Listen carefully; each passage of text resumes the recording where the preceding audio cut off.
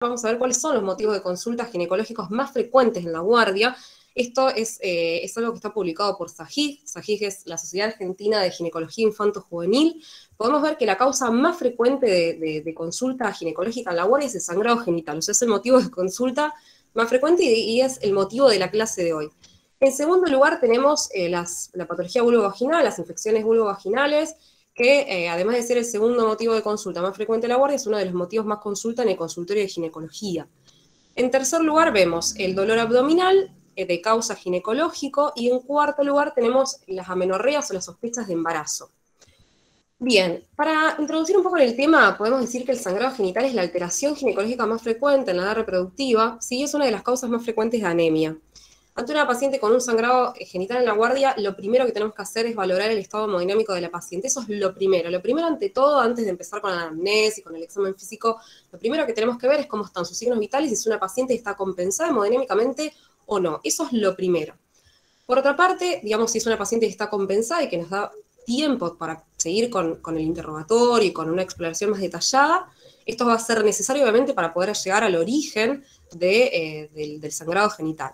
Por otra parte, como yo les mencioné al principio, generalmente se piensa en un origen uterino cuando tenemos una paciente que consulta por una genitorragia, pero no siempre es así, y es importante que nosotros podamos tener en cuenta cuáles son las otras causas, por ahí menos frecuentes de sangrado genital, como para no encasillarnos o no encajonar, digamos, de que la causa es el sangrado uterino, sino que hay otras causas que pueden provenir de fuera del útero, es decir, del tracto genital inferior o tracto genital superior, o otra causa extraginecológica, que puede ser, digamos, vía urinaria, si viene, por ejemplo, de la uretra, u otras estructuras que están a nivel del periné, digamos, por ejemplo, el ano, forma parte del aparato digestivo. Entonces, otras causas extraginecológicas del sangrado genital.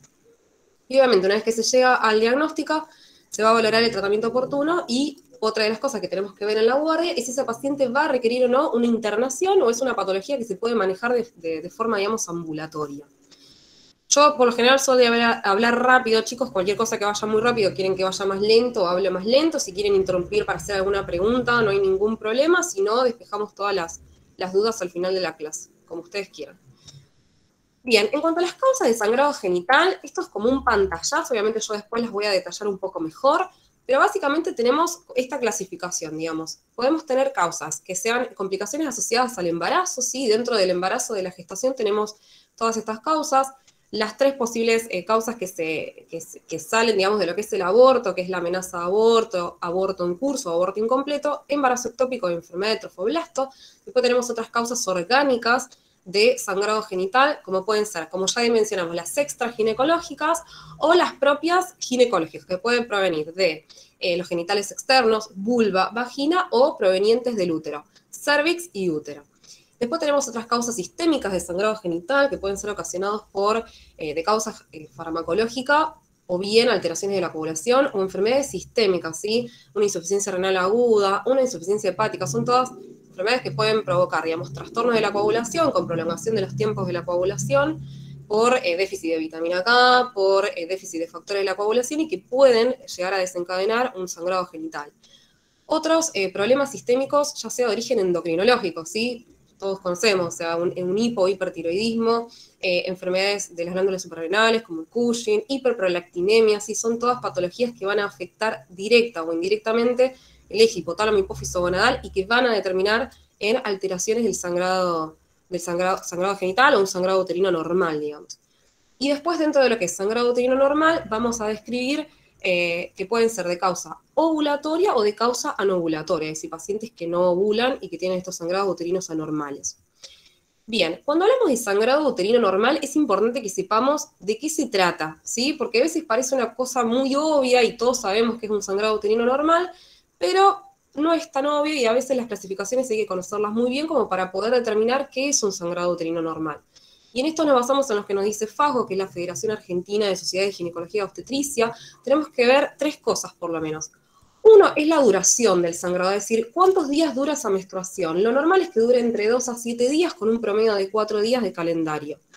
En segundo lugar, tenemos que ver el intervalo entre los ciclos menstruales. Decimos que un ciclo menstrual normal puede durar entre 21 y 35 días, en promedio 28 días. No siempre es así, y esto es importante porque a veces nos pasa cuando interrogamos a las pacientes que uno les pregunta, bueno, ¿y vos ¿cada cuánto menstruas o cada cuánto tenés tus ciclos? O tenés ciclos regulares, y muchas te dicen, no, mis ciclos son irregulares, yo no menstruo todos los meses, pero cuando uno empieza a indagar un poco, te das cuenta que en realidad sí tiene ciclos regulares, pero a lo mejor sus ciclos no duran 30 días, sino que duran más de 30 días. Entonces a lo mejor menstrua al final de un mes y después menstrua al principio de otro mes. En realidad sí tiene ciclos, digamos, que son regulares, no tiene amenorreas prolongadas de más de 60 días, sino que sus ciclos pueden durar a lo mejor entre 30 y 35 días y eso sigue siendo normal. O sea que no es la pauta para decir que una paciente tiene un sangrado normal decir que menstrua todos los meses, porque a veces eso no pasa, porque los ciclos pueden ser más prolongados que 30 días, digamos. Un ciclo normal dura entre 21 y 35 días con un promedio de 28 días. Bien, y en cuanto a la cantidad, que eso es otra de las cosas que tenemos que valorar, la cantidad no debería ser mayor a 80 mililitros. Obviamente no nos vamos a basar con mililitros, porque es difícil de cuantificar. Hoy en día con la copita menstrual por ahí es un poco más fácil, digamos, la cuantificación, pero, digamos, lo vamos a cuantificar en relación a la cantidad de compresas o en relación a la cantidad de toallitas que cambia la paciente por día, digamos. Eso es lo que nosotros tenemos que indagar, digamos. ¿Cuántas toallitas cambiaste? ¿Cuántas veces te cambiaste en el día? Entonces, no debería ser mayor de 80 mililitros para decir que su cantidad o el volumen es normal. En promedio decimos 30 mililitros y 80 mililitros es equivalente a 6 toallitas diarias. ¿Sí? O sea, si una paciente te dice, yo cambio entre 5 toallitas por día, 6 toallitas, bueno, eso es normal, ¿sí? Hay mujeres que por ahí te dicen, no, cada vez que menstruo cambio hasta 2 paquetes por día. Eso es un montón, ¿sí? Pero bueno, uno lo tiene que valorar en relación a la cantidad de toallitas que utiliza, digamos, por día de su ciclo menstrual. Bien, ¿cuáles serían los trastornos menstruales entonces, de acuerdo a lo que nos plantea la FIGO? Entonces, por un lado, en relación al intervalo, ¿sí? Podemos tener la oligomenorrea o la polimenorrea. La polimenorrea son intervalos muy cortos, es decir, menor a 21 días. La oligomenorrea son intervalos más largos, mayores a 35 días. Si estamos hablando de la duración del sangrado, decimos que la paciente tiene una hipermenorrea si sangra más de 7 días. Tiene una hipomenorrea cuando el sangrado dura menos de 2 días, ¿sí? Serían los parámetros que están alterados, digamos. Y por otra parte, en relación a la cantidad o en relación al volumen, esto que decíamos, lo normal sería hasta 80 mililitros o 6 toallitas diarias, bueno, la paciente va a tener una menometrorragia si menstrua más de 80 mililitros por día, ¿sí? Y por otra parte tenemos esta otra alteración, que es la metrorragia, ¿sí? Que es cuando una paciente tiene intervalo, duración y cantidad normales, pero en el medio del ciclo tiene un sangrado irregular. Supongamos, la paciente te refiere que menstrua el primero o el 2 de cada mes, pero que al día 17, 18 del mes tiene un sangrado que le dura 1 o 2 días. Bueno, eso es una metrorragia, es decir, ella menstrua todos los meses en intervalos que son regulares, con una cantidad que es normal y con una duración que es normal, pero en el medio tiene un sangrado irregular. Eso es una metrorragia. Y obviamente después habría que ver cuál es la causa. No siempre la causa de todo esto que estamos viendo es un sangrado uterino normal, ¿sí? Puede haber otra causa, hay que investigarlo, digamos. Bien.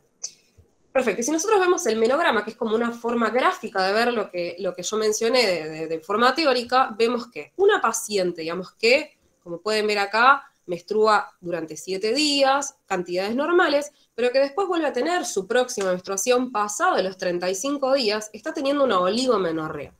En este caso vemos que la polimenorrea se manifiesta de esta forma. Es una paciente que también menstrua con una duración normal, dura 7 días su menstruación, o menos que eso, pero vuelve a tener su ciclo menstrual antes del día 21.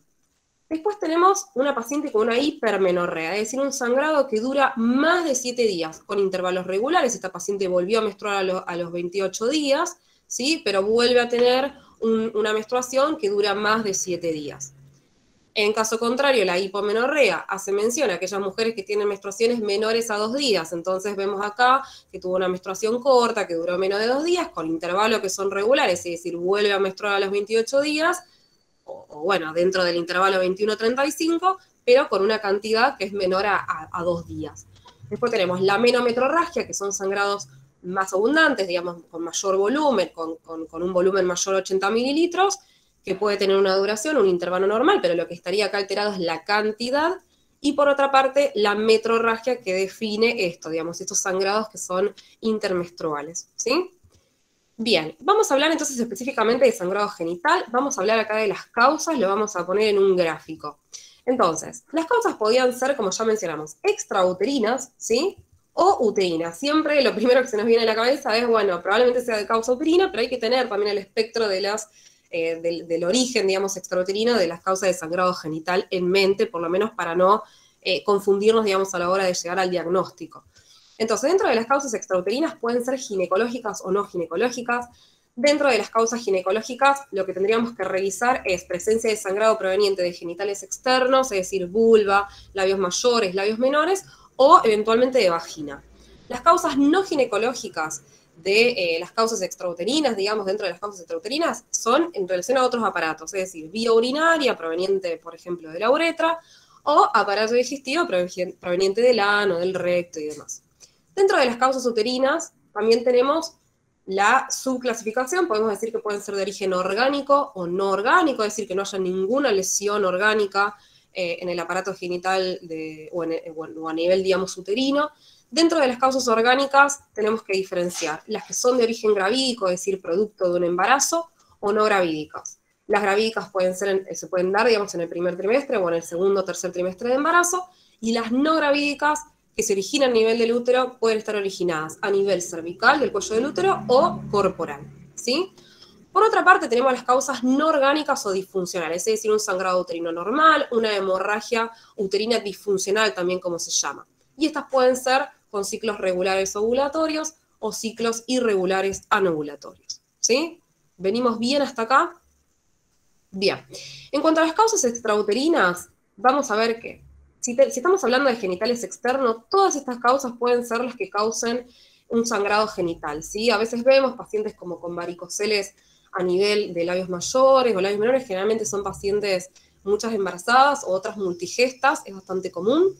O inclusive podemos ver la presencia, algo muy común de encontrar en la guardia, es la presencia de un desgarro, un traumatismo que puede ser poscoital y que se manifiesta bien ahí a nivel del perineo, a nivel de los genitales externos, como otra de las causas más frecuentes de sangrados en los genitales externos. Lo mismo, las mismas causas vamos a ver a nivel de vagina. Otra de las cosas que no mencioné es los orígenes neoplásicos de estas causas, que muchas veces el VIN, que es la neoplasia intraepitelial vulvar, o el VAIN, que es la neoplasia intraepitelial vaginal, son todas causas preneoplásicas que también pueden originar sangrados tanto en los genitales externos como en vagina. En vagina vamos a encontrar las mismas causas, ¿sí?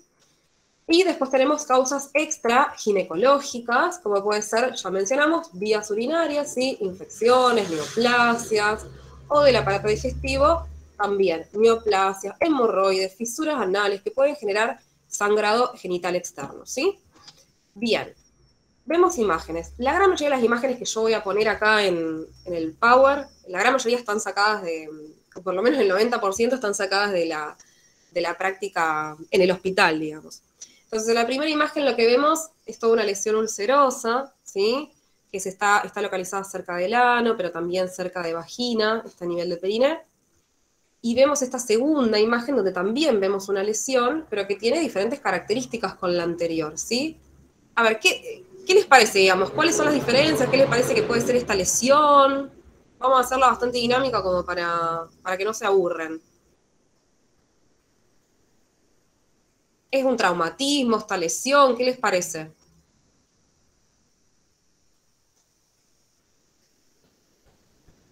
Yo diría que no, digamos, no es traumática, de hecho esta es traumática y se pueden ver las diferencias. Acá lo que vemos es una úlcera con fondos, digamos, más blanquecinos, algunas zonas de necrosis. Esta lesión es típica de un cáncer de vulva, ¿sí? Acá vemos una lesión que es completamente diferente, vemos una lesión, digamos, a nivel de periné, cerca del ano, esto es una lesión a nivel del músculo transverso del periné, está como si fuese a nivel de la horquilla vaginal, y es una lesión que es roja, que está sangrando. Esta lesión es más traumática, sí puede ser un desgarro vaginal o perineal, digamos, post-coito, ¿sí?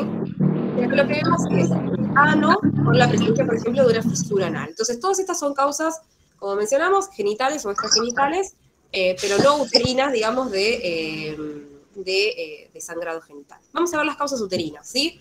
O sea, para que ustedes se den una idea, lo que vimos hasta acá, si no nos perdemos, es esta partecita del cuadro, ¿sí? Ahora vamos a ir con la otra, con las causas uterinas del sangrado. Bien. Una pregunta, en la primera foto, ¿puede ser que no sea una lesión también vegetante? ¿O estoy equivocada? Sí, puede ser una lesión vegetante, pero es de origen neoplásico, digamos. Este tipo de lesiones, las que vemos, son generalmente de origen neoplásico. Es Ah, viscerosa, puede tener algunos sectores, sí, puede tener algunos sectores digamos, como de exofíticas y demás o vegetantes, pero en general uno cuando ve este tipo de lesión, sí o sí hay que tomar muestra porque, digamos, hay que sospechar que es una lesión de origen, digamos, neoplásico. Uno no pensaría que es un traumatismo, por ejemplo, porque fíjense que está como, tiene zonas como de cicatrización inclusive, no está sangrando, no es una lesión aguda, digamos. Eso es lo importante que está bueno, digamos, que se diferencien en las imágenes. No sé si contesté tu duda. sí, sí, gracias. Bien. Bueno, vamos entonces con las causas uterinas. Dentro de las causas uterinas decíamos que podían ser orgánicas o no orgánicas y dentro de las orgánicas gravídicas o no gravídicas. Entonces vamos a hablar de las orgánicas gravídicas. Obviamente hay que diferenciarla en primer y segundo trimestre o primer trimestre y segundo, tercer trimestre desde otro lugar, porque van a ser, digamos, causas que son muy diversas, o sea, diagnósticos muy diferentes. En el primer trimestre lo que vamos a encontrar es aborto, embarazo ectópico y enfermedad del trofoblasto, ¿sí? Dentro de lo que es aborto tenemos que pensar en todos los diagnósticos posibles. Dentro de aborto nosotros tenemos amenaza de aborto, aborto en curso o un aborto incompleto, ¿sí? Ustedes ya saben cuál es la definición de aborto, es la expulsión de un feto menor a 500 gramos o menor a 22 semanas de gestación, que les diría que es más entre 22 y 23. Hoy en día decimos que aborto es un embarazo menor a 23 semanas, y entre 23 y 24 es un gris que bueno, que también puede ser considerado un aborto, pero ahí esas semanas como que está medio en gris, entre si es una amenaza de parto inmaduro o un aborto. Pero bueno, esa es la definición, digamos. Es muy diferente cuando uno, digamos, el diagnóstico que uno llega de amenaza de aborto, aborto en curso o aborto incompleto, ¿sí? El diagnóstico principalmente tiene que ser clínico. Obviamente que, y esto quiero que ustedes se lo graben, nosotros tenemos básicamente dos aliados en la ginecología, que son, por un lado, la subbeta, que le pedimos a la paciente, y por otra parte, la ecografía. O sea, son como los dos estudios complementarios que son nuestros principales amigos o aliados a la hora de arribar un diagnóstico, ¿sí? Pero en este caso el examen clínico es muy importante. Probablemente, digamos, esta sea una paciente que viene con un sangrado genital, que tiene una amenorrea, ¿sí? De 6, 7, 8 semanas, ¿sí? Estamos hablando del primer trimestre de embarazo, que muchas veces estaban en busca de embarazo o no, muchas tienen un test de embarazo positivo, ¿sí? Y vienen con este tipo de sangrado que dependiendo de las características que ella pueda relatar, obviamente va a ser un sangrado que empezó hace un par de horas o que empezó esta última hora. Te va a relatar obviamente con el interrogatorio cómo es ese sangrado, ¿sí? Si manchó cuántas toallitas, si es un sangrado escaso, si manchó una sola, si manchó 5 o 6 en una hora, digamos, eso nos va dando un parámetro de cómo es el sangrado. Pero después, y los otros, digamos, los otros aspectos del interrogatorio. Después, muy importante, el examen físico. Obviamente no es lo mismo cuando uno tacta un cuello de útero que está cerrado, ¿sí? A cuando nosotros tactamos un cuellito que está parte permeable o que ya permeabilizó, ¿sí? Un cuello que está todo el canal permeable con 1 centímetro de dilatación, es muy probable que esa paciente esté teniendo un aborto en curso. No es una amenaza de aborto. Una amenaza de aborto, uno probablemente encuentre un sangrado que es muy escaso, con un cuello que está cerrado, ¿sí? Eso es una amenaza de aborto, generalmente es de manejo ambulatorio, es una paciente que uno le indicaría reposo para hacer en su casa y una ecografía de control por ambulatorio, ni siquiera es criterio hacer ecografía en la guardia, ¿sí? Ahora, si yo tengo una paciente con un cuello que está todo el canal permeable y que cuando tacto puedo tactar contenido en el canal endocervical, ¿sí? Probablemente sea un aborto que esté en curso, ¿sí? Muchas pacientes, por ejemplo, ya vienen con un relato de expulsión, es decir, muchas pueden relatar que han expulsado, algo que impresiona como el saco gestacional, y en esos casos el tacto también nos va a aportar datos de si hay presencia de alguna membrana o algún resto, ¿sí? Y en ese caso uno deberá evaluar en relación a la clínica si es necesario o no pedir una ecografía para tomar una conducta, porque en este caso la conducta frente a un aborto incompleto puede ser o entrar a quirófano para hacer una MEU, es decir, una aspiración manual endouterina. Recordemos que el legrado en estos casos ya está en desuso, no se hace legrado evacuador en un aborto incompleto de primer trimestre, ¿sí? Hay que hacer AMEO. O eventualmente, digamos, dar misoprostol, que eso es uno de los otros tratamientos a las conductas que se toman en el aborto incompleto. Obviamente que acá lo que tenemos en cuenta son varias cosas: el estado hemodinámico de la paciente, el contexto en el que vive, el laboratorio que presente y demás, ¿sí? Pero esos serían los diferentes escenarios en que se puede presentar un aborto. Por otra parte, tenemos el embarazo ectópico. El sangrado del embarazo ectópico es distinto al del aborto, por lo general es un sangrado escaso, amarronado, y es una paciente que además de presentarse con estas características, amenorrea, test de embarazo positivo y demás, muchas de ellas se presentan ya con el dolor abdominal y muchas consultan porque tienen un dolor abdominal que se acompaña de sangrado. En general el motivo de consulta en este caso no es tanto el sangrado, sino el dolor abdominal, ¿sí? Y por otra parte tenemos la enfermedad trofoblástica, que también se manifiesta con sangrado. Muchas veces lo que podemos encontrar en estos sangrados es presencia de vesículas, eso se ve, ahora yo les voy a mostrar una foto, y van a ser pacientes que van a tener dos cosas que no son coincidentes con la menorrea. Por un lado, la altura uterina, ¿sí?, que va a estar más aumentada, y la supeta cuantitativa, que va a ser mucho más elevada a lo que uno esperaría encontrar por el tiempo de amenorrea, ¿sí? Bien, vemos imágenes. Esta es una imagen del hospital, ¿sí?, un embarazo ectópico que se ingresó, digamos, hizo tratamiento quirúrgico mediante videolaparoscopía, y lo que encontramos fue la trompa rota, ¿sí?, esto fue un embarazo ectópico complicado, la trompa estaba rota, la paciente tenía un abdomen agudo quirúrgico, pero fue muy notable encontrar la imagen del saco gestacional y el embrión. Lo pueden ver acá, se ve bien el saco, el embrión adentro, que no se había, digamos, roto. Entonces no es común encontrar esto, o sea, generalmente cuando se rompe la trompa se rompe también el saco, se pierde el embrión. Esto fue muy característico, digamos, y raro de ver, pero bueno, es una imagen que llama la atención, digamos, pero es una imagen de embarazo ectópico que se las quería mostrar. Lo que vamos a ver en la ecografía, sí, que es nuestro mejor aliado para hacer diagnóstico, en este caso también de embarazo ectópico, es una imagen en la trompa del útero, como se puede ver acá, que es una imagen en rosquilla, muchas veces se la puede describir.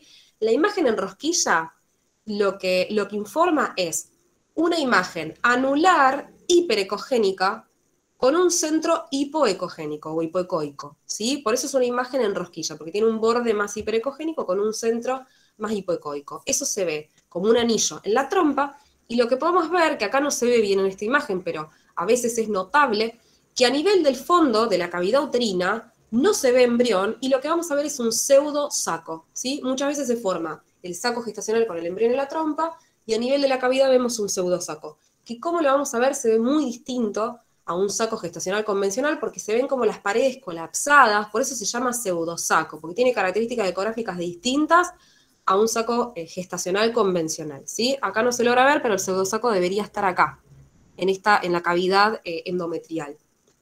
Bien, estas son vesículas propias de una mola hidatidiforme, es decir, de una enfermedad del trofoblasto, ¿sí?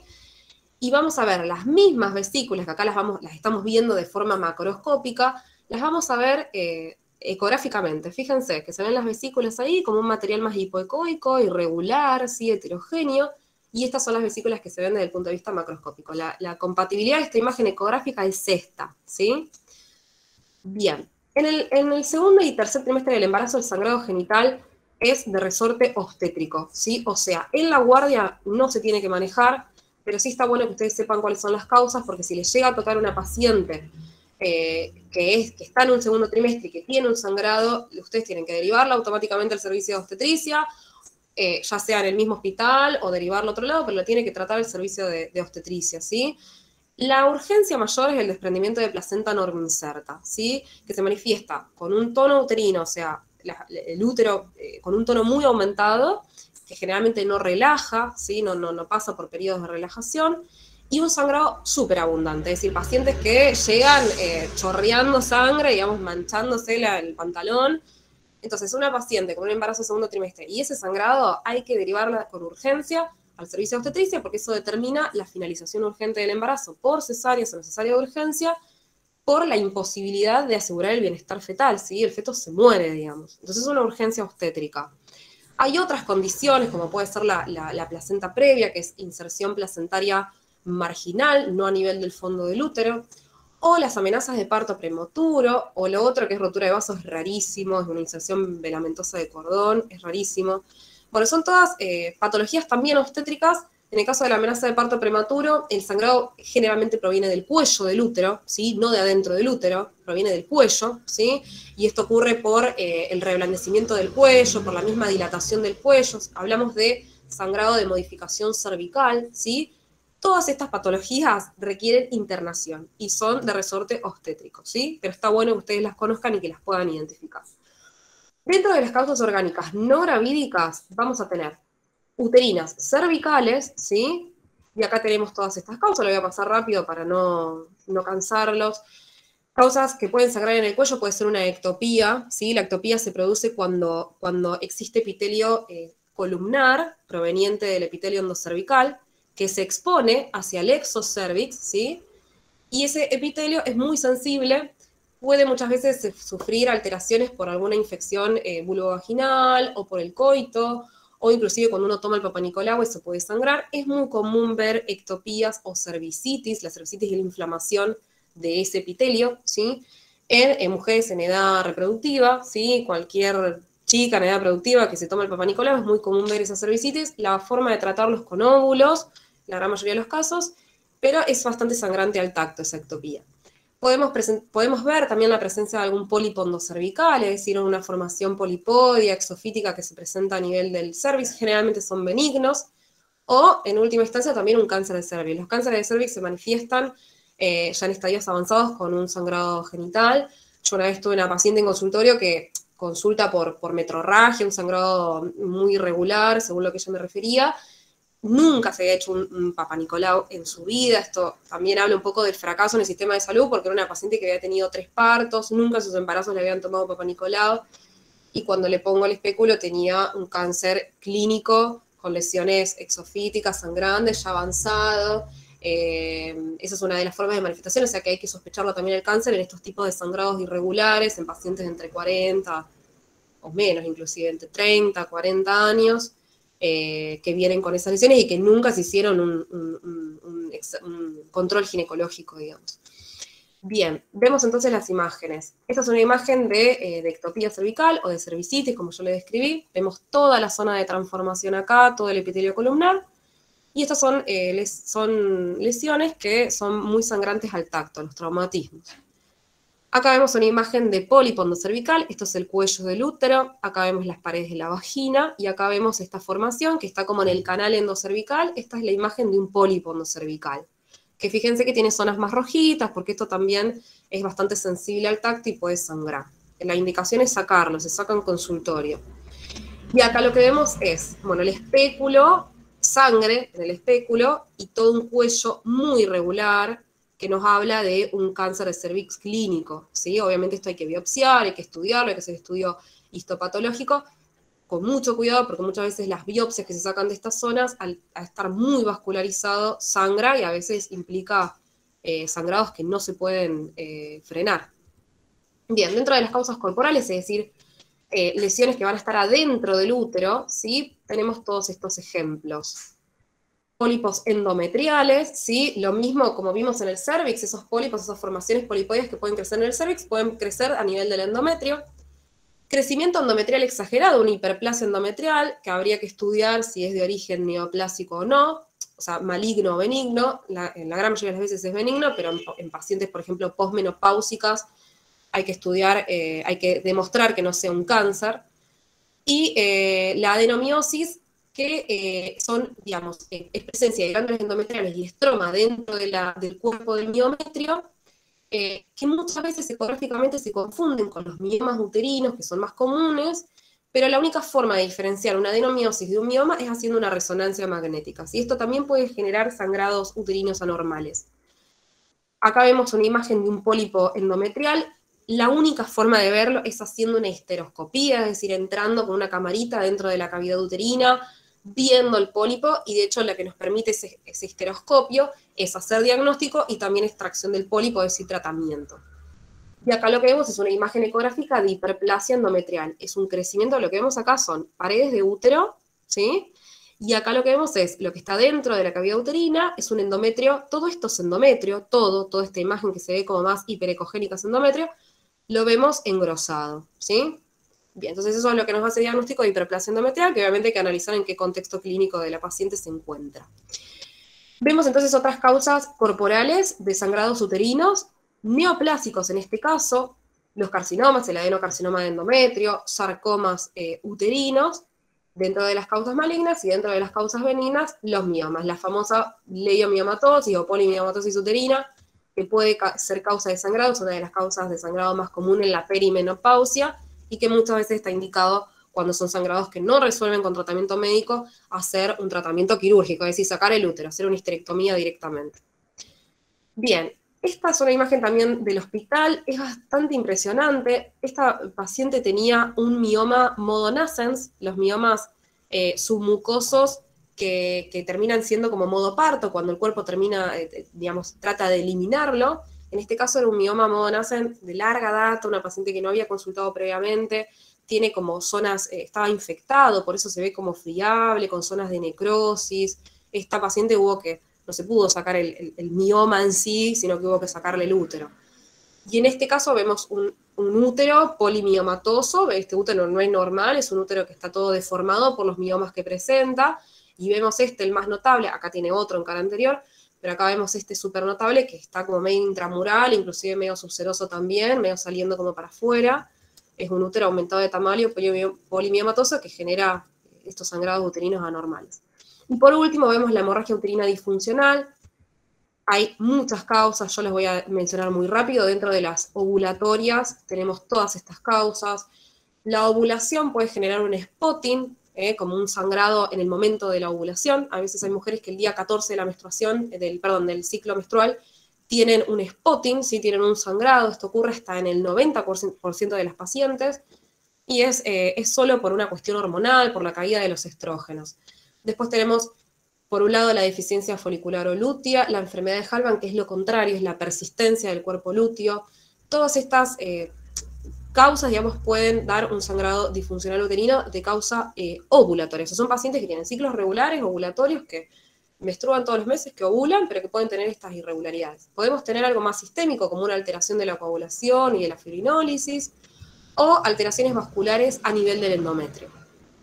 Bien, dentro de las causas anovulatorias tenemos las que son de acción hormonal, endógenas por un lado, ¿sí? Que acá podemos mencionar, por ejemplo, los hábitos de la paciente. Si una paciente, la obesidad por un lado o la desnutrición puede causar alteraciones del sangrado por una cuestión hormonal endógena, o bien el estrés, la falta de sueño, la actividad física intensa, por la liberación del cortisol. Y si hablamos de causas exógenas, tenemos que hablar de todos aquellos fármacos que pueden inhibir el eje hipotálamo-hipófiso-gonadal, ¿sí? Y en este caso tenemos los más comunes, son los anticonceptivos orales como método anticonceptivo, también las terapias hormonales de reemplazo, no necesariamente anticonceptivas, o bien otros fármacos, morfina, reserpina, fenotiazida, bueno, hay varios.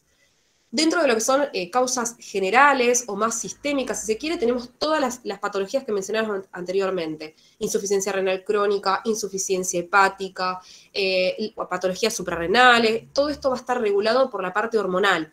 Liberación de cortisol, trastornos en la coagulación producto de la insuficiencia hepática o renal. Bueno, son, digamos, causas de sangrados uterinos también. Y por último, el famoso síndrome de ovario poliquístico, o el SOP, ¿sí? Que es una alteración endocrinológica muy común, que se da por un aumento en la producción de la hormona liberadora de gonadotrofina y un aumento de la LH con un hiperandrogenismo de base, ¿sí?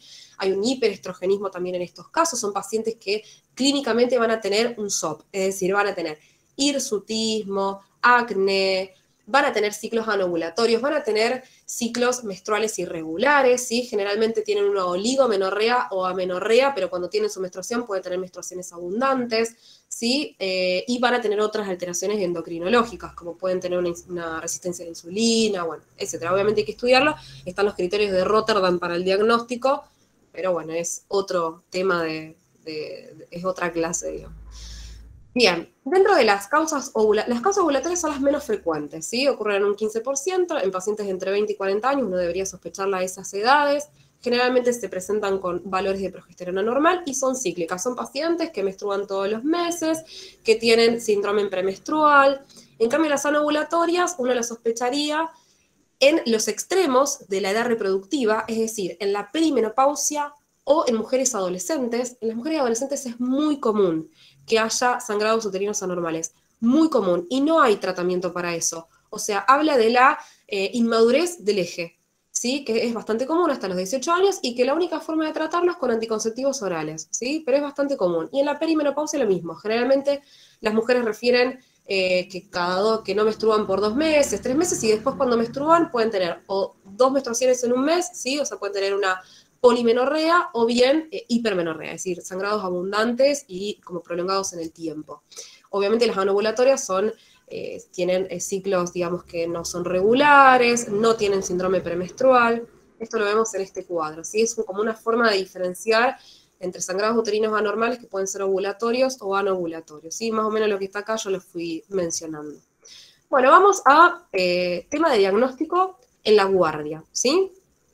Muy importante la anamnesis, ¿eh? Es importante determinar la edad de la paciente, en qué momento apareció el sangrado, cuál fue el contexto en el que apareció, hace cuánto que lo tiene, hábitos alimentarios, estrés, hábitos de sueño, actividad física, antecedentes médicos, ¿sí? Es decir, antecedentes médicos de alguna otra patología, antecedentes médicos de fármacos que esté tomando, antecedentes, por ejemplo, de hemorragias, de hematomas frecuentes, de presencia de petequias. Todo eso toma consumo de, ni hablar, bueno, anticonceptivos orales, ¿no? Que es muy común encontrar pacientes que, digamos, la utilización de ACO como método anticonceptivo. Después, si está tomando anticoagulantes, bueno, todo eso hay que indagar. Antecedentes familiares, cáncer de endometrio, mama, colon, y los antecedentes ginecológicos, obviamente. Esa paciente va a haber que indagar muy bien sobre cómo son sus menstruaciones, fecha de última menstruación, cada cuánto tiene sus ciclos, cómo son sus ciclos. Esto que dijimos al principio, duración, cantidad, intervalo, ¿sí? Paridad, es decir, cuántos embarazos tuvo, si tuvo parto, cesárea, abortos, inicio de relaciones sexuales, menarca, todo eso hay que indagar en la anamnesis. Esto de alguna forma nos orienta en pensar, tengo una paciente de tantos años, bueno, ¿cuál sería la causa más frecuente, ¿sí? En pacientes que no tuvieron su menarca, obviamente no vamos a estar pensando en un sangrado uterino disfuncional o hormonal, ¿sí? Porque no ha tenido su menarca. Ahora, una paciente adolescente, como yo lo mencioné, es común pensar que puede ser un sangrado de origen, una disfunción hormonal, ¿sí? Producto de la inmadurez del eje hipotálamo hipofisional. También podemos sospechar un embarazo. En los años reproductivos, básicamente, ahí tenemos que pensar en todas las causas, ¿sí? En la perimenopausia es muy común tener estos sangrados uterinos disfuncionales anovulatorios, y en la posmenopausia, cuando tenemos una paciente menopáusica, es decir, que ya hace más de un año que no menstrua, ya consideramos que ahí tiene su menopausia, ¿sí? Definición de menopausia es una mujer que por 12 meses no ha menstruado y que tiene, digamos, el espectro de edad entre 45 y 55 años, que es el espectro de edad en el que se produce la menopausia. Cuando viene una mujer que hace más de un año que no menstrua o que no tiene su sangrado y viene con un sangrado, obviamente hay que estudiarle, hay que pedirle ecografía, pero una de las causas más frecuentes es la atrofia endometrial. La atrofia endometrial que se genera producto del déficit hormonal, digamos, propio de la edad y del estatus hormonal, es lo que puede llegar a generar sangrado. Obviamente hay que pedirle ecografía como para ver que no tenga una hiperplasia endometrial o un cáncer de endometrio, ¿sí? Bien, entonces es importante valorar todo esto que fuimos mencionando. Cantidad del sangrado, inicio del sangrado, contexto en el que se produjo, o sea, se produjo poscoital, no se produjo poscoital. Todo eso es importante, digamos, en qué contexto se produjo, la cantidad, la duración, relación con otras actividades, antecedentes que tenga la paciente, por ejemplo, de si realiza controles ginecológicos o no, todo eso hay que indagar. Y acá vemos entonces algunos criterios que nos pueden ayudar. Preguntamos entonces si, por ejemplo, la frecuencia de recambio de toallitas es cada 3 horas o menos que eso. Si es menos de 3 horas, bueno, nos tiene que llamar la atención. Ahora, si se cambia la toallita cada 5 o 6 horas, y bueno, puede ser normal. Número de compresas, acá habla de menor de 21. La realidad es que si cambió 21 compresas en un día es un montón, así que en realidad tiene que ser, dijimos como parámetro, 6 toallitas en un día. Si, por ejemplo, el paciente relata que no necesita cambiarse la compresa o la toallita durante la noche, bueno, eso nos habla de que probablemente el sangrado no sea tan abundante, y alteración del laboratorio. Eso es otra de las cosas importantes, es decir, un sangrado que le produce una anemia es un sangrado que le está modificando, que le está produciendo una alteración del laboratorio, o sea, le tenemos que prestar atención y hay que tratarlo a ese sangrado, ¿sí? O sea que el laboratorio es muy importante también en estos casos. Vamos a ver el examen físico. Lo más importante cuando una paciente llega a la guardia es esto, determinar cómo está su estado hemodinámico, ¿sí? Para eso, tomar los signos vitales, obviamente, o sea, es lo básico, el ABC de la medicina. Tomamos los signos vitales, cómo está la frecuencia cardíaca, cómo está la presión arterial. Eso es muy importante. Si la paciente está compensada, nos da tiempo a indagar, nos da tiempo a hacer el examen físico. Si la paciente no está compensada hemodinámicamente, es una emergencia, corre riesgo su vida. Los sangrados genitales no es raro tener una paciente con una descompensación hemodinámica por un sangrado genital, ¿sí? Hay que determinar después cuál es la causa, pero hay que poner, lo más importante es tratar, digamos, su estado hemodinámico, poner una vía, tratar de expandirla, pedir unidades de sangre, bueno, pedir un laboratorio con urgencia, eso es lo más importante. Después, obviamente, vamos a poder, en el examen físico, hay cosas como las que mencionan acá, esto de, bueno, observar la piel, si tiene acantosis nírica, signos de hiperandrogenismo. Bueno, a veces son cosas que se ven a simple vista. Obviamente esto es más para el especialista, el que hace la consulta, no tanto en la guardia, más en consultorio, pero por ahí cosas que las vemos a simple vista, presencia de acné, hirsutismo, bueno, digamos, obesidad o no. Obviamente no vamos a, una paciente que consulta con un sangrado genital, no vamos a hacer una exploración de las mamas, o sea, eso por ahí es algo más de consultorio, si la paciente, por ejemplo, relata secreción por el pezón. Lo más importante es el examen ginecológico, ¿sí? Y el orden en que debería ser es, en primera instancia, poner un espéculo, ¿sí? El espéculo, la especuloscopía, lo que nos va a decir es, primero, la inspección de la vulva y de los genitales externos, no antes de la colocación del espéculo. Primero la inspección de vulva y de los genitales externos, como para ver que no haya un desgarro, como para ver que no haya una lesión ulcerosa producto de un cáncer, ver que no haya un hemorroide, por ejemplo, todo eso lo vemos con la inspección. Después, si aparentemente por fuera, digamos, impresionaría que está todo bien, poner un espéculo, ¿sí? Cuando hacemos la especuloscopía podemos ver bien las paredes vaginales, vemos el cuello del útero, vemos si hay presencia de alguna cervicitis, si el sangrado está viniendo, por ejemplo, del orificio cervical o si viene del cuello, vemos la cantidad de sangrado, las características del sangrado. No es lo mismo un sangrado rojo con coágulos a tener un sangrado amarronado, ¿sí? Es muy diferente.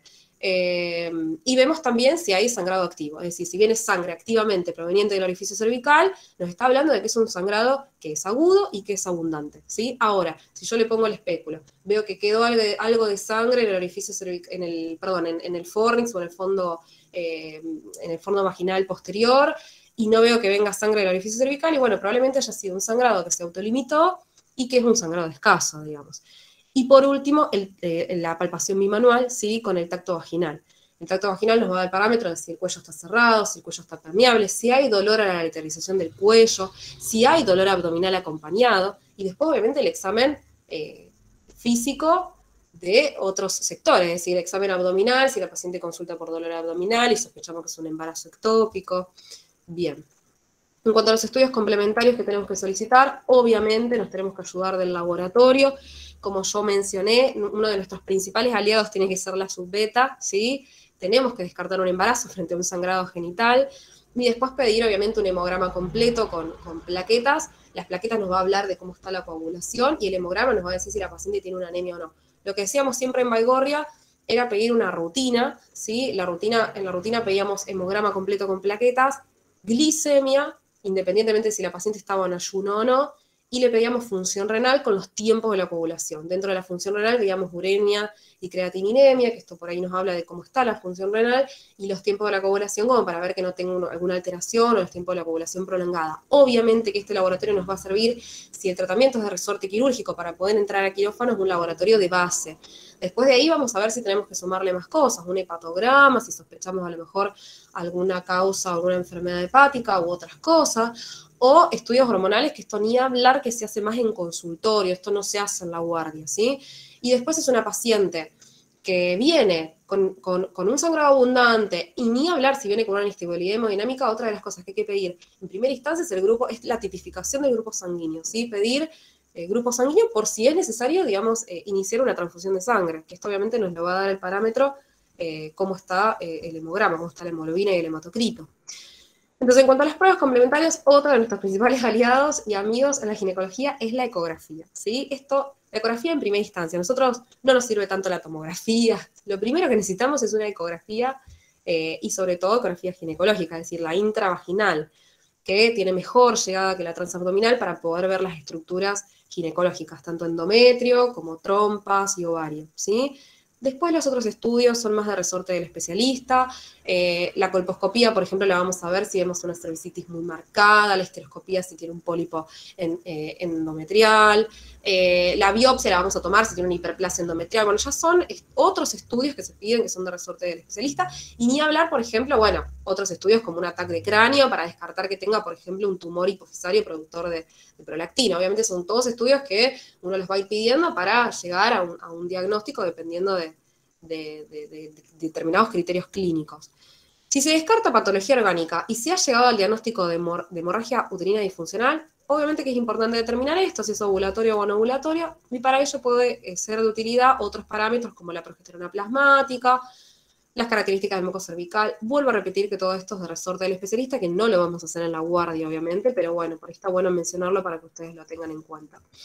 Entonces, vamos a hacer un interrogatorio, el examen físico, vamos a pedir estudios pertinentes de laboratorio y vamos a pedir una subbeta, ¿sí? Si la subbeta es negativa, muy importante el examen ginecológico, las pruebas complementarias que podamos hacer, ni hablar de una ecografía, que es como voy a volver a repetir, nuestra principal aliada. Si no encontramos ninguna lesión, lo que tenemos que sospechar es que es un sangrado uterino disfuncional, ¿sí? Ahora, si encontramos una lesión, bueno, en ese caso hay que valorar cuál es la lesión, probablemente llamar al servicio de ginecología, obvio, y instalar el tratamiento específico. Si la subbeta es positiva, bueno, hay que hacer una evaluación del embarazo, ¿sí? Vamos con el tratamiento. ¿Cuáles son los objetivos en la guardia para el tratamiento? Lo principal, frenar la hemorragia, ¿sí? Eso es lo principal. Tratar obviamente la anemia y ni hablar que la inestabilidad hemodinámica de la paciente si existiese, y esto ya también es más de resorte del especialista, pero bueno, si hay una alteración del ciclo hormonal hay que tratarlo, digamos, hay que regularizar el ciclo. Vamos con la primera, frenar el sangrado. Para frenar el sangrado hay que valorar la cantidad y la causa del sangrado. En caso de que el sangrado sea de origen orgánico, hay que aplicar el tratamiento específico de cantidad. Recuerden que acá los tratamientos pueden ser tanto médicos como quirúrgicos, ¿sí? Obviamente esto lo va a valorar, probablemente sea valoración del especialista. ¿Cuáles son las causas de internación? Otra de las cosas que nosotros tenemos que tener en cuenta a la guardia es una patología que va a poder ser manejada de forma ambulatoria si la paciente está en condiciones de irse a la casa, o si es una paciente que va a tener que quedar internada, ya sea para observación, para diagnóstico o para tratamiento. Tenemos un sangrado abundante. Bueno, ya nos dice que probablemente esa paciente se tenga que quedar internada. Obviamente esto muchas veces no es un solo parámetro, ¿sí? A veces es una combinación de parámetros, es un combo de cosas lo que nos hace definir las causas de internación. Si yo tengo una paciente con un sangrado abundante y cuando le pido el laboratorio tengo una hemoglobina de 7, y sí, es una paciente que se va a quedar internada porque probablemente necesite transfusión de sangre. Ni hablar los signos de hipovolemia. Si yo tengo una paciente que ya de entrada está 90, menos de 90-60, está 80-40 y tiene 120 de frecuencia cardíaca y me está hablando de que es un sangrado agudo que la está descompensando, esa paciente probablemente se quede internada, ¿sí? O por lo menos se quede unas horas en observación hasta que podamos pedir más estudios. Y después depende de la patología en sí. O sea, si yo tengo una patología que es de origen, digamos que es una urgencia obstétrica, tengo un desprendimiento de placenta, una amenaza de parto prematuro, una placenta previa. Bueno, son todas patologías que ya requieren internación por la patología en sí. O sea, un desprendimiento requiere internación por el manejo de la patología, lo mismo que las otras. Un aborto en curso incompleto, y bueno, el aborto incompleto hay que ver, a veces los abortos incompletos se manejan de forma ambulatoria, no siempre requieren tratamiento quirúrgico. El aborto en curso hay que esperar a que se produzca la expulsión, o sea, esa paciente se va a quedar, ¿sí?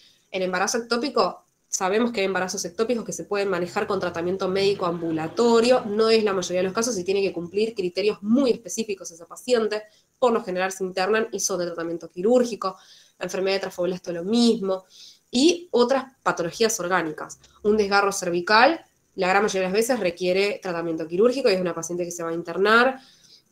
Y después hay otros como la leiomyomatosis uterina, la presencia de miomas. Bueno, eso hay que ver. Si es una paciente que ingresa por un sangrado uterino producto de una leiomyomatosis uterina y puede tener criterios, digamos, de internación por estar muy anémica, por ejemplo, y necesitar transfusiones. A veces lo que se hace es transfundirla, compensarla hemodinámicamente y programar una cirugía por diferido, u otras veces se programa la cirugía medio de urgencia durante la internación de la paciente.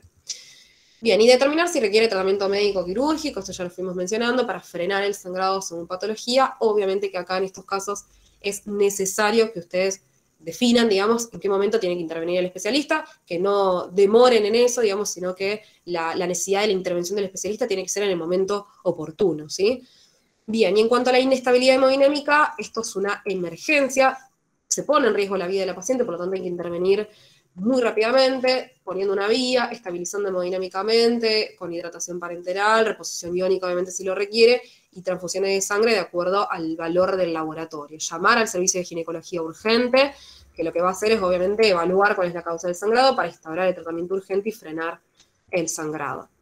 Y en cuanto a la regularización del ciclo, esto ya es de resorte del especialista, yo se los muestro nada más para mostrarle qué es lo que habitualmente nosotros hacemos en el servicio. Cuando las hemorragias son leves, que esto implica un grado de anemia no muy grave, es decir, valores de hemoglobina de entre 2 y 10, esto va a determinar si la paciente tiene o no deseo de gestación, pero en general siempre se usan los mismos tratamientos. Cuando no disponemos de nada, lo que se hace es inyección de medroxiprogesterona, que es la inyección del anticonceptivo trimestral, ¿sí?, que es la que se utiliza en los centros de salud, o muchas veces se le da vía oral que haga el Norgestrel Plus, que es el acetato de noretisterona, un comprimido día, o a veces también se da progesterona micronizada. U otras veces lo que se puede hacer es darle anticonceptivos orales, que inicie anticonceptivos orales como para regularizar el ciclo.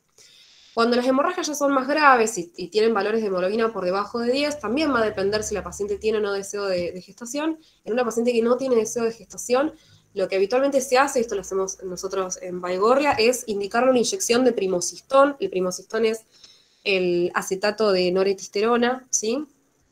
Se hace intramuscular, ¿sí? O muchas veces también se puede hacer una inyección de medroxiprogesterona, y después es una paciente que va a continuar con ACO, ¿sí? Va a ser. Los regímenes es variable. Lo que nosotros hacíamos era darle, durante una semana, la paciente tenía que hacer 3 pastillas de anticonceptivos orales cualquiera, ¿sí? Tiene que ser un anticonceptivo oral combinado de estrógeno y progesterona, pero se lo dábamos cada 8 horas durante la primera semana. Después la siguiente semana se lo dábamos cada 12 horas, y ya después la tercera semana se lo dábamos un comprimido por día. Terminaba la caja y después ya arrancaba con una caja normal de una pastilla por día, así por lo menos durante 3 meses, para que no se vuelva a ocurrir el episodio de sangrado uterino disfuncional. O sea, todos los tratamientos que uno instaura con anticonceptivos orales tienen que ser por un mínimo de 3 meses. Bien, estos son los ejemplos. Acá tenemos el Primolut Nor, que se usa un montón, la progesterona micronizada, la medroxiprogesterona. Esto se usa más que nada en pacientes con deseo de gestación. Y el primocistón, que es como nuestro principal aliado en los sangrados uterinos anormales, es el que más utilizamos. Una inyección de primocistón, que a veces cuando la paciente continúa con sangrado se puede hacer hasta 2 ampollas. En algunos lugares dice que se puede repetir a las 12 horas. Nosotros habitualmente la repetimos, digamos, a las 24 horas. Bien, otras opciones, esto se hace más ya en consultorio, se puede optar por poner un DIU, pero no el DIU de cobre, el convencional, sino el DIU hormonal, el que tiene levonorgestrel, que da todos estos beneficios adicionales. Es una paciente que ya se lo va a dejar puesto, le da eficacia anticonceptiva durante 5 años, si estamos hablando del DIU de Mirena, y bueno, eso sería como el beneficio adicional. Y los otros son los quirúrgicos, que es cuando ya ha fracasado todos los tratamientos médicos. Se puede optar por el legrado o la histerectomía directamente, que sobre todo son las opciones que se eligen ante la presencia de polimiomatosis uterina. Estos son los ejemplos de DIU. El Mirena es el más conocido, dura 5 años. Este es el Blue Series, que está indicado en pacientes nuligestas, dura 3. Y últimamente salió el Cailina, que es lo mismo, o sea, es un DIU de levonorgestrel, pero dura 5 años y está indicado en pacientes nuligestas también. Entonces, en cuanto a tratamiento, frenar el sangrado, ¿sí? Valorar la cantidad y la causa, eso es lo más importante del tratamiento, es nuestro principal objetivo. Manejo de la inestabilidad hemodinámica, si en caso de que existiera con expansores. Llamar al servicio de ginecología siempre, sí, según el origen del sangrado. Siempre que nosotros en la guardia vemos que es necesaria su intervención, hay que hacer un llamado oportuno para su intervención, y tratamiento médico o quirúrgico oportuno, ¿sí? Que esto de acuerdo, obviamente, si se trata de una patología orgánica o disfuncional, o funcional, digamos. Bien, esto más o menos ya lo fuimos mencionando. Una paciente que está inestable hemodinámicamente, nos vamos a dar cuenta por los signos vitales, cómo están. Es necesario poner una vía periférica, expandirla, y obviamente es una paciente que va a quedar internada. Una vez que se logra compensar hemodinámicamente, ahí ya, bueno, tendríamos que ver cuál es la causa del sangrado para intentar frenarlo. En una paciente que está estable, nos damos tiempo para valorar el origen, las características del sangrado, y acá se pueden dar dos escenarios, que la paciente requiera internación o que no requiera internación. Bien, vamos a hacer algunos casos clínicos. Si quieren responder en el chat, lo pueden hacer también, pero estaría bueno que participemos, así vemos si los podemos resolver. Tenemos entonces una gestante de 7 semanas que acude a la guardia por sangrado escaso y dolor hipogástrico de varias horas de evolución. De las siguientes patologías, ¿cuál sería la menos probable? ¿Sí? Es una gestante de 7 semanas. ¿Cuál sería la menos probable? Amenaza de aborto, embarazo ectópico, placenta previa, aborto en curso o enfermedad del trofoblasto. ¿Qué les parece? Estamos hablando de una gestante de 7 semanas. Pau, ¿vos estás escribiendo el chat? Placenta previa. Placenta previa, perfecto. Bien, placenta previa, porque la placenta previa se manifiesta más que nada se va a manifestar en embarazo de segundo trimestre. Esto es una gestante de 7 semanas, es un primer trimestre de embarazo. Perfecto. Vamos con la segunda. Con respecto al desprendimiento de placenta normoinserta, todas las afirmaciones siguientes son ciertas, excepto una. ¿Suele existir una hiperdinamia uterina? La sangre es oscura y coagulada. La metrorragia suele acompañar de dolor, se suele acompañar de dolor.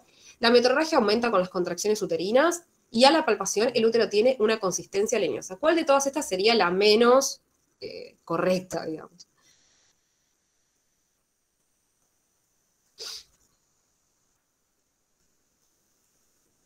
Si quieren pueden contestar en el chat. Yo no lo estoy viendo porque estoy compartiendo pantalla, pero bueno, pueden contestar en el chat también. Dale, Meli, si contestan en el chat yo lo voy leyendo. Dale.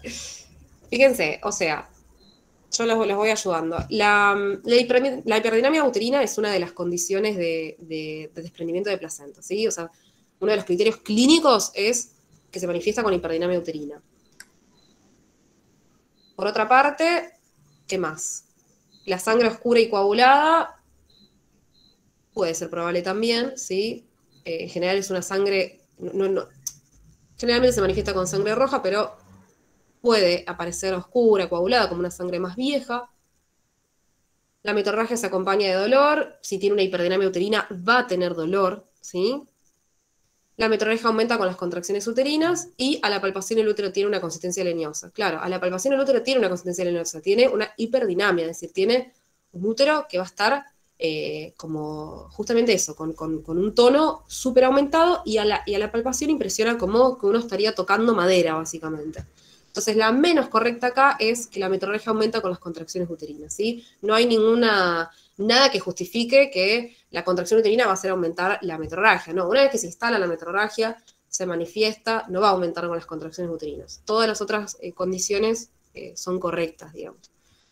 Bien, paciente de 45 años que tiene 2 partos, 2 gestas y 2 partos, consulta a la guardia general por metrorragia de 10 días de evolución de gran intensidad. 10 días de evolución. Refiere que los últimos 6 meses sus menstruaciones han sido irregulares, con un ritmo de 10 para 22, ¿sí? O sea, sus ciclos duran 22 días y tiene un intervalo, digamos, de 22 días con una duración de 10 días de sangrado. Niega síntomas acompañantes, se cuida con anticonceptivos orales, no se realizó controles ginecológicos, niega controles ginecológicos, hemodinámicamente está compensada. ¿Cuál sería la conducta más apropiada entonces? Solicitar una ecografía intravaginal de urgencia, solicitar una subbeta, solicitar un hemograma completo y realizar especuloscopía, o indicarle un primocistón y mandarla a la casa para control por consultorio. ¿Qué les parece? Acá algunos dicen la C, la B. Bien. Bueno, sí.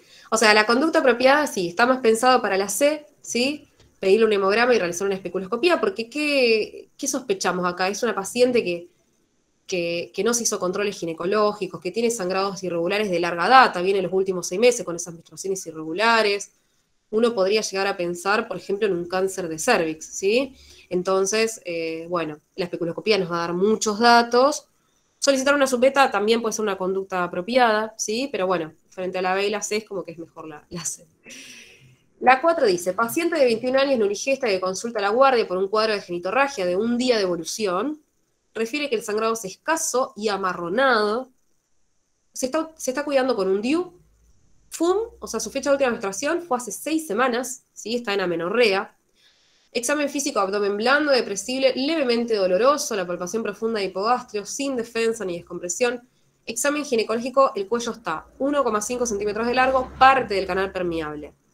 ¿Cuál sería la conducta más acertada? Entonces, solicitamos una tomografía de abdomen y pelvis con contraste, solicitamos un hemograma completo con un coagulograma, serología y subbeta cuantitativa, más una ecografía intravaginal.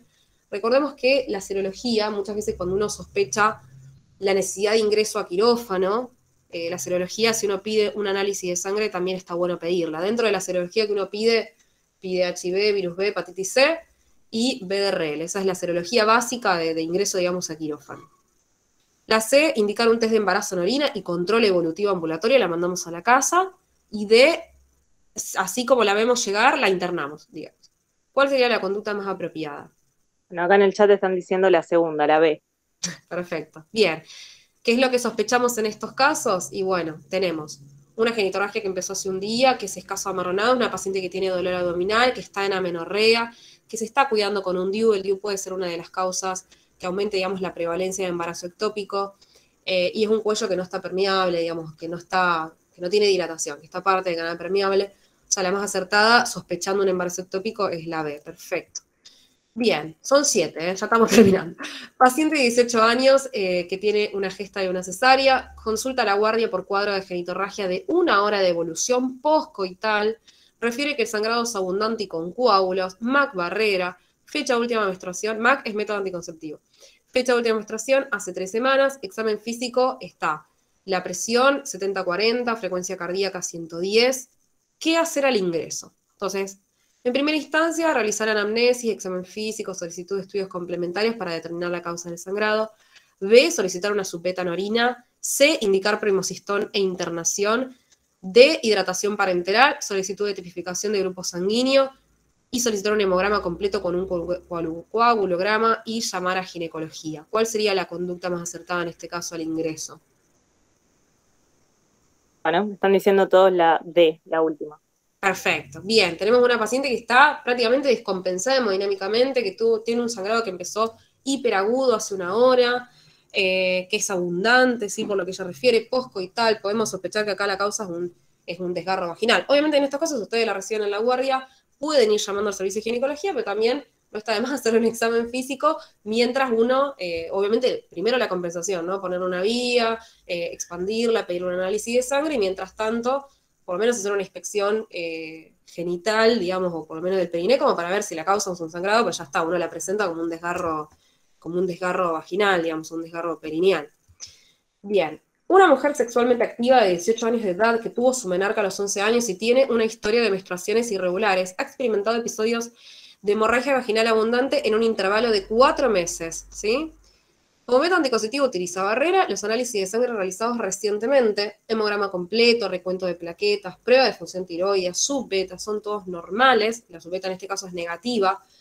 En este momento el mejor enfoque terapéutico sería una terapia con progestágeno mensual, esto es más de sorte del especialista, pero bueno, una terapia con un agonista del GnRH durante 3 meses, anticonceptivos orales combinados, legrado diagnóstico o darle antifibrinolíticos. Tenemos una paciente de 18 años con historia de menstruaciones irregulares, estamos hablando de una adolescente prácticamente, con sangrados, con una hemorragia con metrorragias, digamos, abundantes en los últimos 4 meses, ¿sí? Y que se está cuidando con preservativo. Tenemos estudios, o sea, laboratorio que está completamente normal. ¿Qué le indicaríamos a esta paciente? Bueno, la C están diciendo por acá en el chat. La C, perfecto. Es una paciente que va a iniciar anticonceptivos orales, ¿sí? Es indicación para darle anticonceptivos orales, probablemente es un sangrado proveniente de un eje que está inmaduro todavía. A veces pasa eso en los adolescentes. Y por último, una mujer sexualmente activa de 35 años de edad, con 2 gestas y 2 cesáreas, que consulta a la guardia por genitorragia de 4 horas de evolución, niega síntomas de descompensación hemodinámica, se desconoce embarazada, tiene una fecha de última menstruación que es incierta, no puede decir cuándo es su fecha de última menstruación, refiere dolor abdominal de tipo cólico, y el examen ginecológico vemos una genitorragia que es escasa, con coágulos proveniente del cuello, y tiene un cuello que está 60% borrado con 2 centímetros de dilatación. ¿Cuál sería el posible diagnóstico? amenaza de parto prematuro, un aborto en curso, un embarazo ectópico, un sangrado uterino anormal.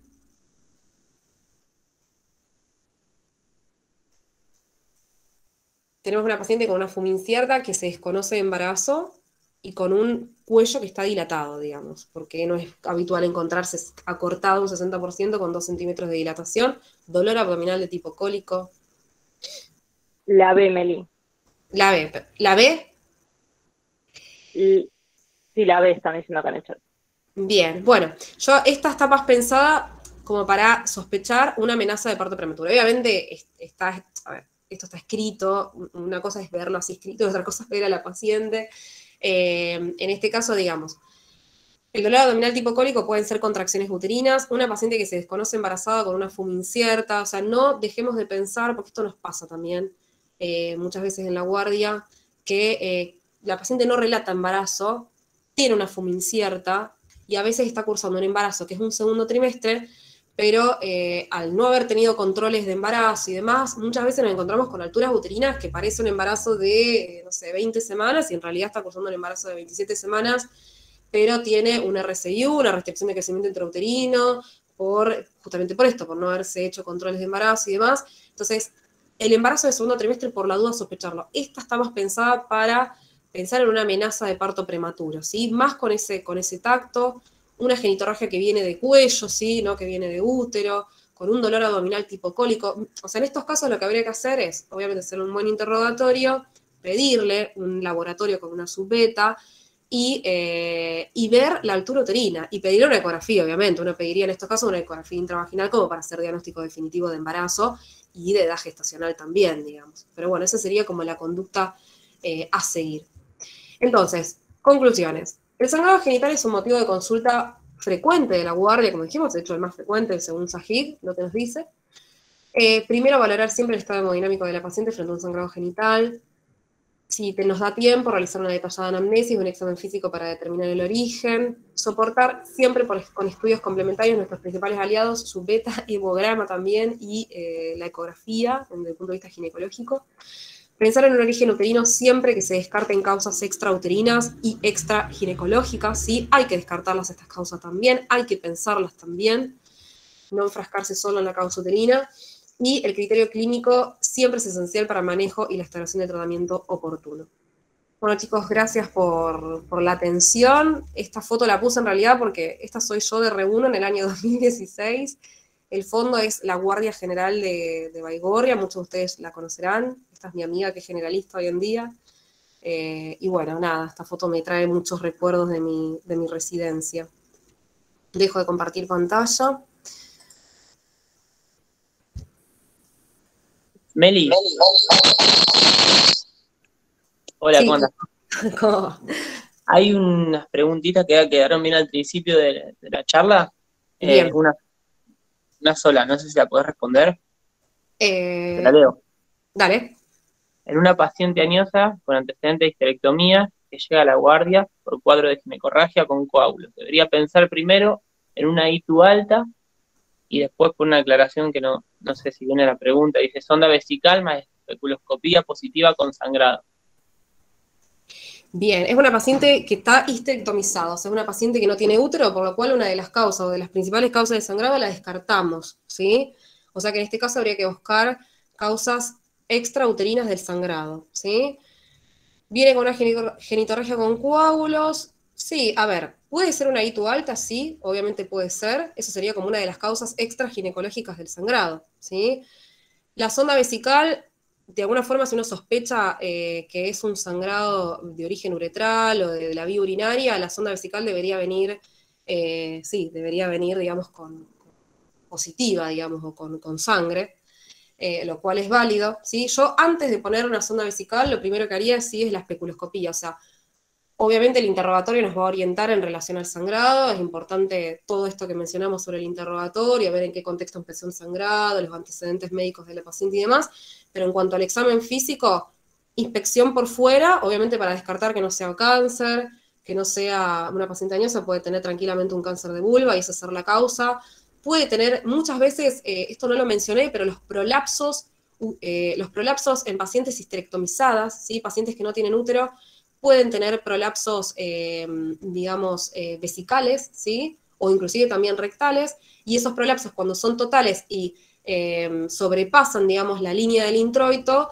a veces por la misma erosión de la mucosa vaginal pueden dar sangrado, o sea que la inspección es muy importante porque nos va a decir, la inspección por fuera, digamos, si esta paciente tiene alguna lesión externa a nivel perineal, si tiene un prolapso, por ejemplo, que puede ser la causa del sangrado, y si no vemos nada por fuera, obviamente la especuloscopía nos va a dar detalles sobre cómo está la vagina y cómo está la cúpula vaginal, en el caso de que esta paciente haya tenido una histerectomía total.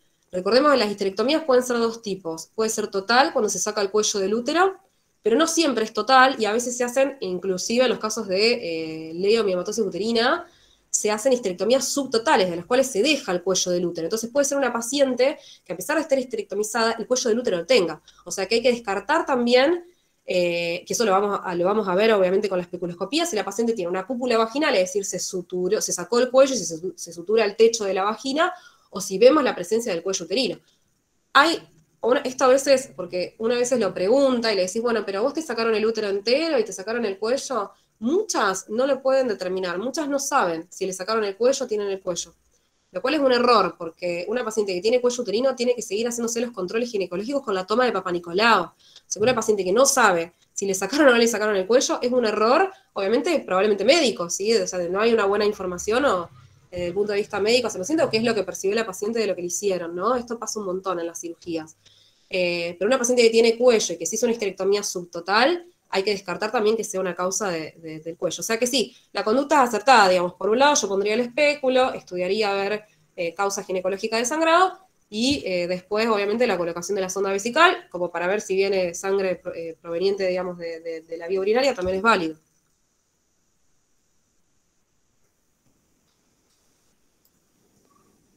Bueno, muy bueno, Meli, muy buena clase. No sé, chicos, si alguno tiene alguna otra pregunta, aprovechando que la tenemos a Meli. Yo tengo una pregunta porque justo me quedé sin internet, se me cortó unos minutos mientras hablaban del aborto, de amenaza de parto prematuro, del último caso del séptimo caso. En ese caso, digamos, yo llamo al servicio de gineco, pero mientras, ¿qué hago? En el caso de que vos tengas, como si fuese el último caso, digamos, que vimos, que era una paciente con una fuma incierta.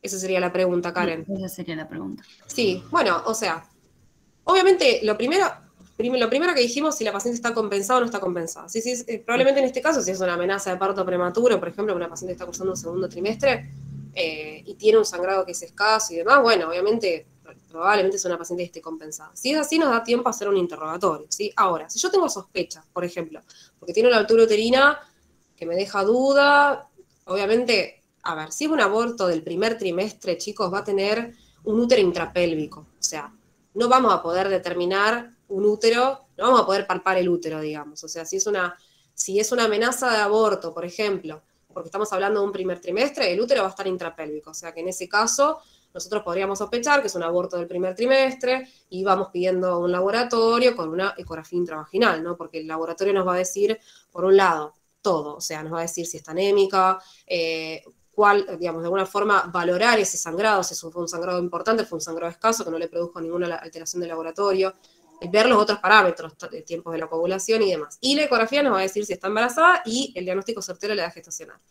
Pero a veces también nos podemos encontrar con una paciente que a lo mejor el útero no está intrapélvico, eso hay que verlo, digamos. O sea, es importante hacer una inspección abdominal en estos casos de la paciente que no sabe cuándo fue su fecha de última menstruación, que a lo mejor no se está cuidando con ningún método anticonceptivo, que se desconoce embarazada. Estas cosas pasan. O sea, hacer una inspección abdominal, comprobar si podemos llegar a palpar el útero, ¿sí? Porque a veces hay úteros que no están intrapélvicos, sí, que están a 2, 3 traveses de dedo por debajo del ombligo, pero que están ahí, y ya eso nos da a entender de que estamos hablando de un embarazo de segundo trimestre, ¿sí? Entonces, en esos casos, obviamente, la conducta va a ser muy parecida. Le voy a pedir un laboratorio, voy a pedirle una ecografía, y si se hace constatación del embarazo, hay que llamar al servicio de ginecología sí o sí, digamos, porque va a ser de resorte obstétrico y lo va a seguir manejando el servicio de tocogineco.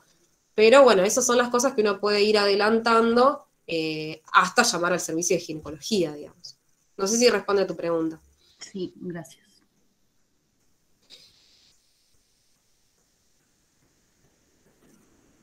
Y otra que cuando hablábamos del objetivo que tenemos en guardia, primero valorar hemodinámicamente a la paciente y después cuando decías frenar el sangrado, digamos, son pocas en realidad las opciones, los momentos en donde nosotros podemos actuar, digamos, como para frenar el sangrado, ¿o no? Sí. O sea, la realidad es que la gran mayoría de las patologías o de los cuadros requiere la intervención del especialista, porque en realidad, digamos, a lo mejor ustedes sí pueden manejar, no sé, se me ocurre una amenaza de aborto, que eso muchas veces no, digamos, si ustedes tienen una paciente con un embarazo de primer trimestre, con un laboratorio que está completamente normal, el cuello está cerrado, tiene un sangrado escaso, ustedes mismos le pueden, digamos, a veces no es necesario llamar al servicio de ginecología por eso, de hecho es como se maneja habitualmente en la guardia, digamos. Directamente se le dice, le da a la paciente las pautas de alarma, tratamiento ambulatorio de reposo y nada más que eso, digamos. La gran mayoría de las patologías requieren, digamos, tratamiento que son más de resorte del especialista. Si ustedes tienen un aborto en curso, van a tener que llamar al ginecólogo. Si tienen un sangrado producto del segundo trimestre de embarazo, también tienen que llamar a los obstetras.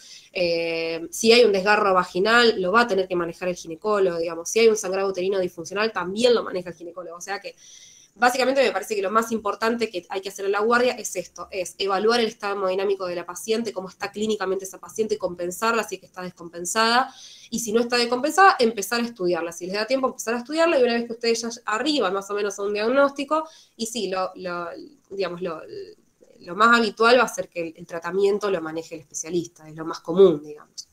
Bien. En eso es así, Karen. Bueno, muchas gracias por la clase. De nada. Una pregunta para ver si entendí bien, porque dijiste que podíamos mandar a la casa, o sea, sin ni siquiera llamar al servicio de gineco, siempre y cuando el embarazo esté previamente controlado y nosotros hagamos la esperoscopía y no sea el sangrado activo, porque después el tema del tacto es como, hay algunos que no manejamos también eso. Es difícil, sí, el tacto no es fácil, o sea, el tacto se adquiere con mucho entrenamiento, eso es real.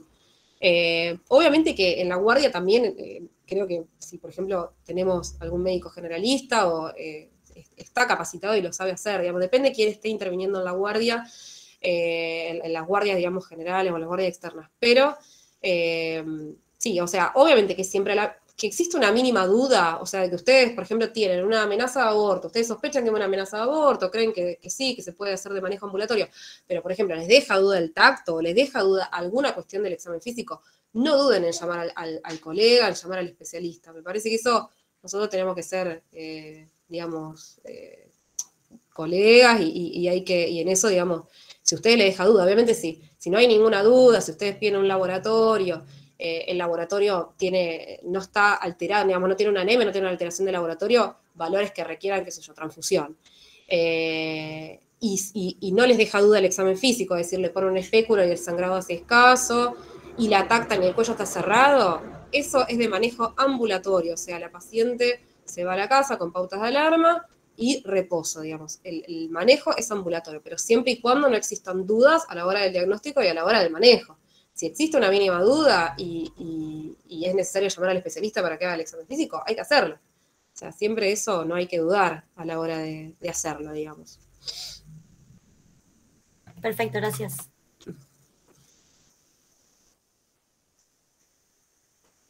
Bueno, chicos, si no tienen otras preguntas, hay muchos mensajes de muy buena la clase, muy clara.